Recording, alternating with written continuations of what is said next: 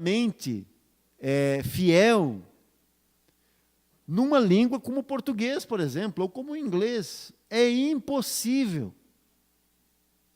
Então, os textos, as traduções, elas se aproximam ao máximo possível dos textos originais, mas não são perfeitas como são perfeitos os textos originais.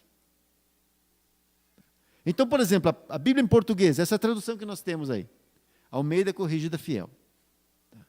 Se você perguntar assim, qual a porcentagem de erros que há nessa tradução? Cerca de 2%.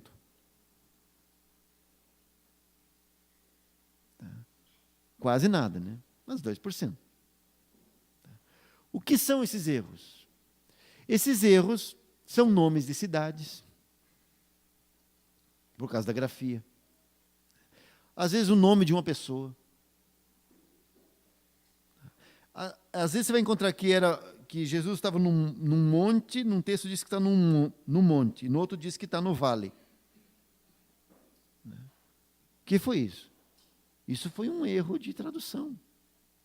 Foi um problema de tradução. Então, quando alguém chegar para você, você sabia que a tua Bíblia tem erros? Você fala, é só você não sabia? Porque 2% não faz diferença alguma. Esses erros, entre aspas, que são encontrados em todas as traduções da Bíblia, esses erros não fazem diferença alguma em relação à doutrina principal das Escrituras. Não faz diferença alguma.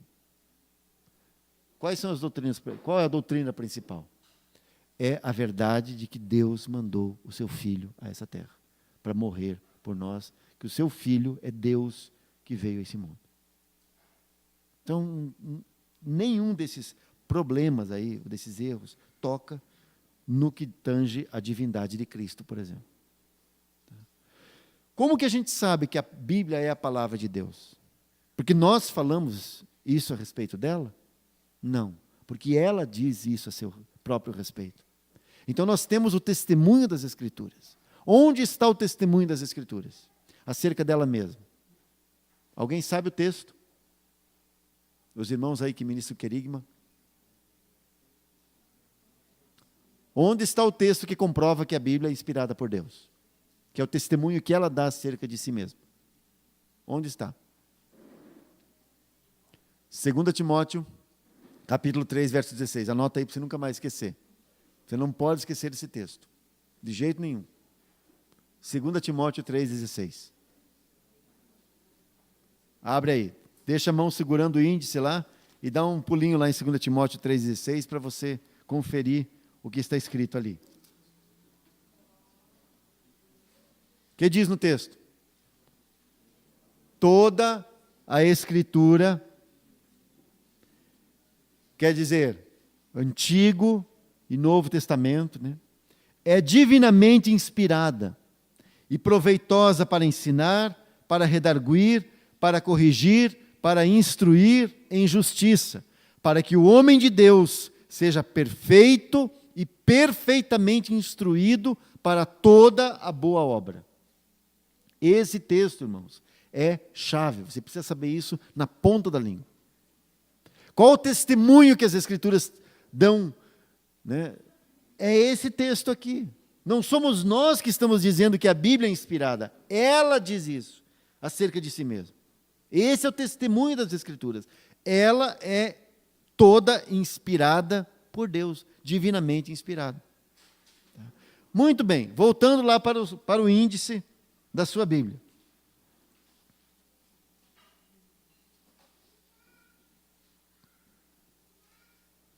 As descobertas mais recentes têm demonstrado o seguinte, que a Bíblia foi não apenas ditada por Deus,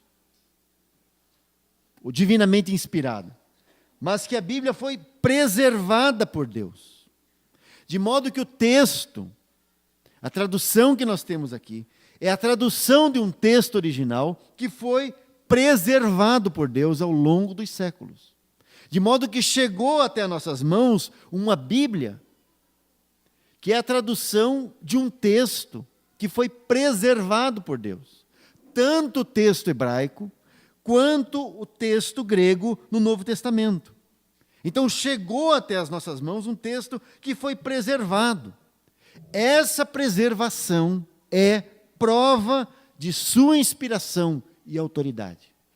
Então, se Deus preservou, é porque esse texto tem autoridade, é porque esse texto é a sua palavra. Muito bem. O Antigo Testamento, já falei, tem 39 livros, e 3.000 anos cobre um período de cerca de 3.000 anos de história. Isso é o Antigo Testamento. Aproximadamente 3.000 anos. O Novo Testamento são 27 livros. E que, por sua vez, cobre um período de aproximadamente 100 anos de história. Porque ele narra desde o nascimento de Cristo até o último texto, o último livro, Apocalipse, que foi revelado perto do ano 100 a João. Então, o Novo Testamento cobre um período de 100 anos, aproximadamente, de história. Aqui tem uma espécie de uma biblioteca mostrando a Bíblia e suas divisões.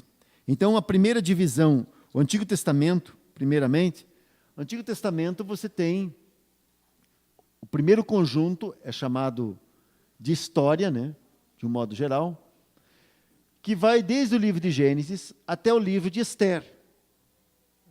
Aí, dentro desse espaço de história, você tem a Lei de Moisés, que são os 5 primeiros livros. É importante que, por exemplo, você olha na sua Bíblia e você confira isso, você nota que do lado tem uma abreviatura, né? Essa é a abreviatura universalmente reconhecida em português. Tá? Então, quando você for escrever alguma coisa sobre a Bíblia, se for citar a Bíblia, você não precisa colocar o nome inteiro, você só põe, por exemplo, Gênesis, GN, não vai colocar GE, ou GS, é GN. Então, essa abreviatura que está do lado aqui na coluna da direita, primeira coluna, é a abreviatura oficial em português dos livros da Bíblia. Então, qualquer texto bíblico, qualquer livro, comentário que você for ler em português, vai constar essa abreviatura. Então, é importante saber disso também. Tá? Então, os 5 primeiros livros da lei, de Moisés, e depois eles contam também a história daquele período, por isso fazem parte do conjunto da história. E aí você tem os livros de Josué a Ester, que contam a história do povo de Israel. Depois tem um outro conjunto, chamado de livros poéticos, porque são livros em forma de poesia hebraica, poesia antiga, tá? Que são os livros de Jó, Salmos, Provérbios, Eclesiastes e Cantares, de Salomão. Então, esses 5 livros são chamados de livros poéticos por causa do seu estilo. Tá? Depois nós temos os livros dos profetas, ou as profecias do Antigo Testamento. E aí nós temos os 4 primeiros livros. Esses 4 primeiros livros são chamados de profetas maiores. Opa, tem um ali que está fora. Daniel, fica para cá. De Isaías até Daniel são os profetas maiores. Por que maiores? Porque eles são mais importantes? Não, porque essa divisão foi feita por causa do tamanho do livro. Então, se você olhar, por exemplo, o livro de Isaías, do profeta Isaías, tem 66 capítulos. Então, ele é dos profetas maiores. A partir de Oséias até Malaquias, você tem os profetas menores. Por que menores? Porque são livros pequenos, com alguns capítulos apenas. Por exemplo, o último, que é Malaquias, tem 4 capítulos. Tá? Então, é um texto pequeno, por isso, profetas menores. Então, profetas maiores, maiores e menores, não está ligado à sua importância, de modo algum. Tá? Muito bem, depois disso, depois de Malaquias, então, você deve sempre lembrar disso, que entre o Antigo Testamento e o Novo Testamento, ou olhe lá na sua Bíblia, no seu índice, entre o livro do profeta Malaquias e o Evangelho de Mateus, nós temos 400 anos de história. Então, esse intervalo aqui, de 400 anos, é chamado de período interbíblico, ou período intertestamentário, 400 anos. Esse período é chamado também de o período do silêncio profético, ou seja, Deus não mais falou com a nação de Israel. Deus não falou mais nada. O último profeta a abrir sua boca e profetizar e falar assim, assim diz o Senhor, foi Malaquias. Depois de Malaquias, Deus se calou. E aí você tem um intervalo de 400 anos. A história desse período é contada, em parte, pelos livros chamados livros apócrifos. Por que livros apócrifos? Apócrifo quer dizer pós-escrito. É que foi escrito depois que a voz de Deus se calou, que a voz profética se calou. Então nós temos 7 livros, que são 1º e 2º Macabeus, Judite, Baruque, Eclesiástico, né? Não Eclesiastes. Eclesiástico, Tobias, Sabedoria. E aí tem algumas acrescentações posteriores nos livros de Esther e Daniel, que não fazem parte do texto inspirado. Esses 7 livros, e mais essas 2 acrescentações, não são inspirados pelo Espírito Santo. Não foram ditados por Deus. De modo que esses 7 livros, que tem, por exemplo, na Bíblia Católica, nas Bíblias Católicas, né, esses 7 livros não foram nunca reconhecidos pelos judeus como inspirados por Deus. Nunca foram. Isso é importante ressaltar. Então você tem que lembrar que o Antigo Testamento foi entregue para quem? Para os judeus. Eles nunca reconheceram esses 7 livros. Esses 7 livros, eles são de um texto péssimo. Tem muitos erros, digo o texto original, né, em que foram redigidos, muitos erros, contradições inúmeras. Por quê? Porque são livros de história. Eu não gostaria assim, de vaciná-los contra eles. Você só deve saber que eles não foram inspirados por Deus, mas eles contam um período importante da história, que são esses 400 anos do silêncio de Deus. Então, se você quer saber, mas o que aconteceu nesses 400 anos? É só você ler esses livros, aí você vai saber o que aconteceu. Você não pode ler do mesmo jeito que você lê a Bíblia.